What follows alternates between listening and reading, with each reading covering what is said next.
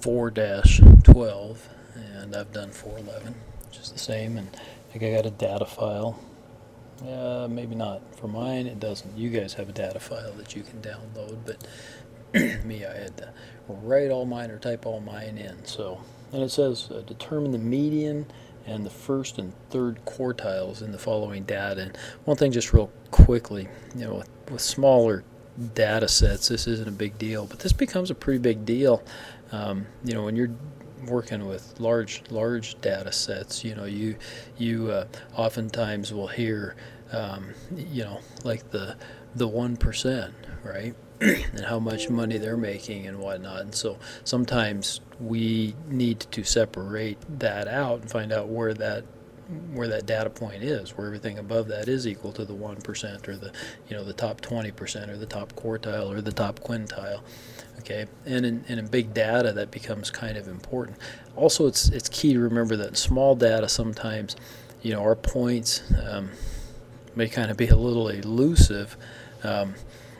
Simply because we got not very many numbers and they may be separated by a bunch. We'll show you how to work through that, but in big numbers, that's a little less important. When you have a big, huge data set, whether it's the 20,000th number, the 20,000th and first number, probably doesn't make that much difference, right? And the book kind of talks about that. So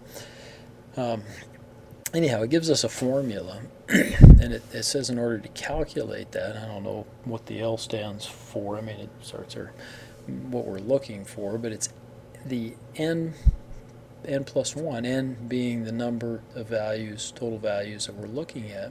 So n plus 1, we have to have that in parentheses, times the p, or the percentile that we're looking for, okay, divided by 100, and the percentile in this case is listed in a whole number, okay. Then I'll show you what I mean when we kind of go through it. So it says determine the median first and the first and third quartiles in the following data. So I just did a count, okay, because I don't know if these were put, yeah, they were given to me in order. Your guys's might not be. I think they are, but but if you need to, you can sort them like I showed you in the last problem. So to find the median, I know that there's 11 total, that there's 5 values lower and 5 values higher, so I can simply count down 1, 2, 3, 4, 5. Okay, 1, 2, 3, 4, 5, and it's the one that I didn't count, which is right there, number 53 is my median. And of course I can use the function up here to find the median that way as well. And there's a function for the quartile too, but let's take a look at using the formula. And I think the book says that the answers that it's going to have are the ones that they use a formula, because there's a couple other ways that get used sometimes to calculate this, and so to be accurate, maybe use the formula for these. And we don't do a ton of them anyhow, and the formula is not that complex. So it asks for the first and the third quartiles. Well, let's look at the first quartile then. Okay, and so simply our formula then is going to be n plus 1. This is our n. Okay, and I call it our count, but that should be our n. So let's I'm just going to delete this and say then that it's equal to, so we got to hit the equals, n, or I need a parentheses, right, because I got a parentheses there. So n plus 1, end parentheses, and that's divided by my whole number percentile, which is, I'm going to use a parentheses, 25 divided by 100 in parentheses. Oh, what did I do wrong? 10 plus 1 divided by,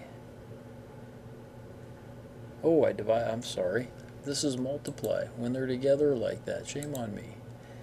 Gosh. And so I need to have, shows you that I make lots of stupid mistakes, multiplied by that. There we go. Okay, and that gives me a 3. Well, 3 is not even in my set of values, so that's obviously not my quartile. But what that tells me is that's the third value from the bottom to get to the first quartile. So 1, 2, 3.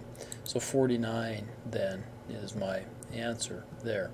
Okay, and if I were smart, I could get rid of this row, and then it would count for me. I could also just make my own count, over here. 1, 2, 3, 4, 5, 6, 7, 8, 9, 10, 11. That way I would more easily count down, right? Okay, let's see if I can do this one correctly then. I want to find the third quartile, and when we say quartiles, we're talking 25%, 50%, 75% to 100%. Those are all your quartiles. So I want to find the third one, and so I would simply say this is equal to, again, n plus 30, so that's the same thing, parentheses, my n, or that one, plus, I said 30, but it's plus 1, in parentheses, multiplied by, okay, and I'm looking for the 75th percent, so 75 divided by 100,